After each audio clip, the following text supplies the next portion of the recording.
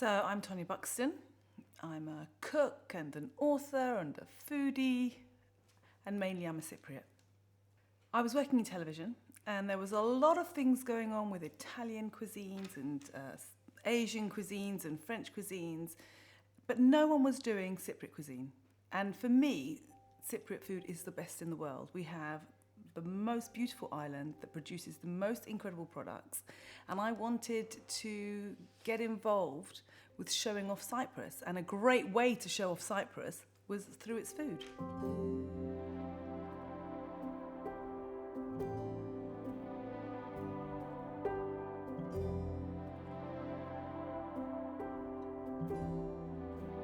So I was completely blown away by how much people loved my Greek kitchen and my Cypriot kitchen.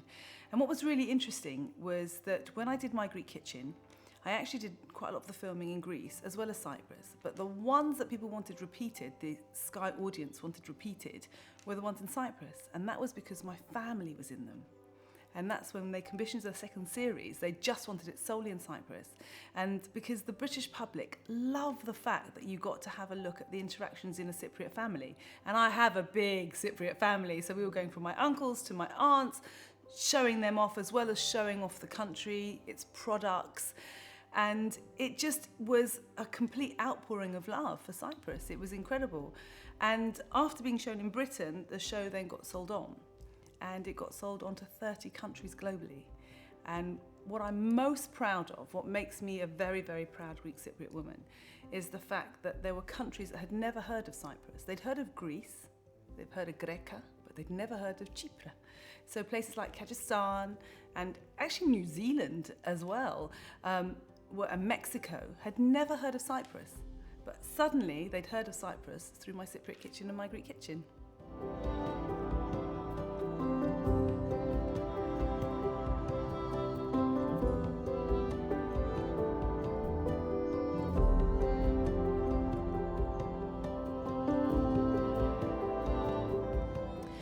Well, what makes me laugh most of all is I think that the Cypriots and the Greeks love the show because, you know, there's nothing like identifying with something on television when you're from a foreign land. So anything that's on television that's Greek or Cypriot, everyone's like, oh, you know, it's because it's ours and we feel like it belongs to us. It's part of the reason I studied classical history when I went to university, because I felt that Greek history, classical history was my history, and so you kind of jump on that.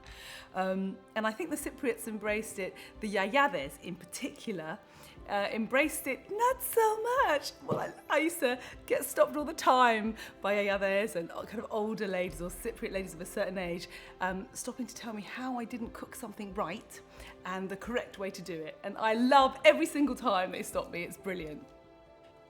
My connection to Cyprus, oh gosh, it's so deep because firstly, as a family, from as young as I can remember, I would be in Cyprus for 2 to 3 months of the year.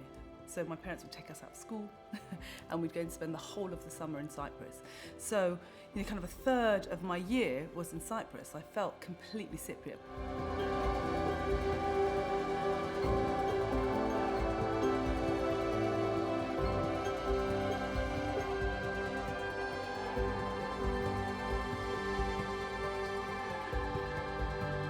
My parents are completely Cypriot. They are the founders of the most successful European Greek school. I mean, in the whole of Europe, my parents are the founders of that school. So we were entrenched in being Cypriots, completely entrenched in it. I had a very Cypriot upbringing.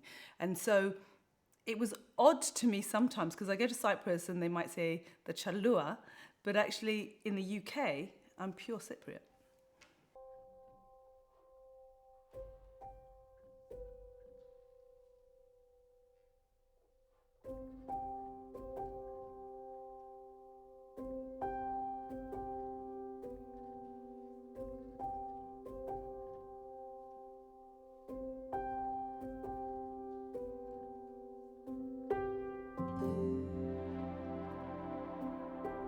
So the Cypriots in the UK, and actually the diaspora everywhere, we do hang on to our culinary traditions, you know, the ones that our Yayades and our mothers had shown us. And what I like to think that my generation and my daughter's generation are doing are refining it slightly and making, you know, taking magaronia do forno and making it their own version of Magaroni de Funio, so it's evolving all the time, but the kind of basis and origin of it comes from Cyprus.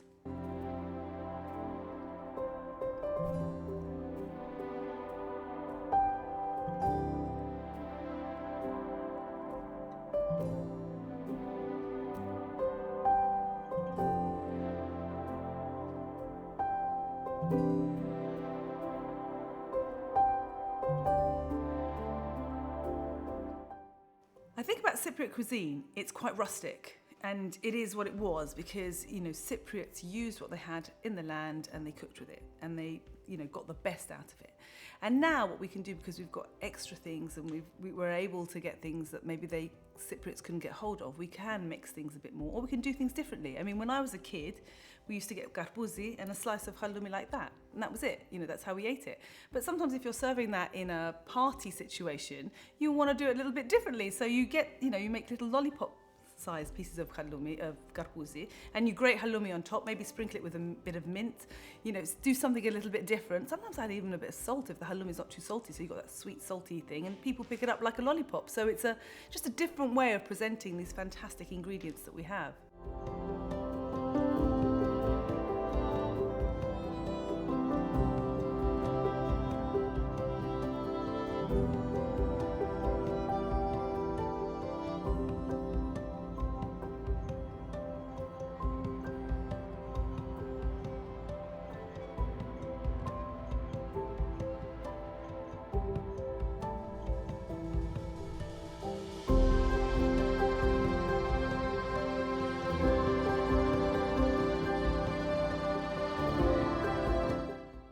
I keep getting asked what my favourite dish is, and it's an impossible question to answer because it's what's my favourite dish this season or when I'm in that mood.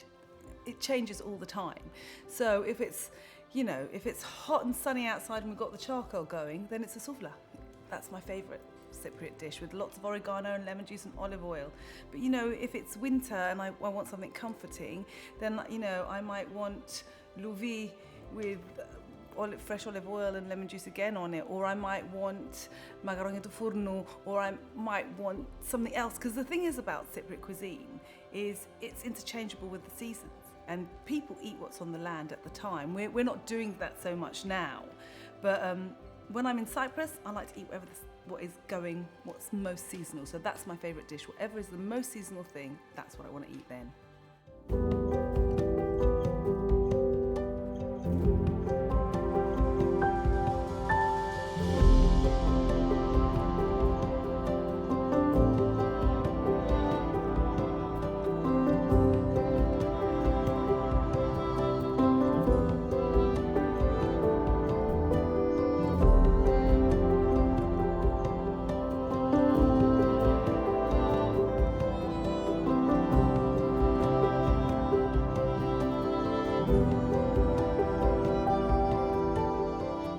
First memory of eating Cypriot food or eating in Cyprus is absolutely, as a child, I can actually shut my eyes and it comes back to me, sitting in my Yaya Khambo's kitchen, and she had made, I think it must have been risotto, and she gave us the pots. As the grandchildren, we'd all fight over the pot to lick the pot, and I remember scooping up or being fed something like that, but that aromatic taste of rose water in with the milk and the sugar, that I think is my first flavour of Cyprus, and that's the one that really transports me back. Anything to do with rose water transports me back to Cyprus.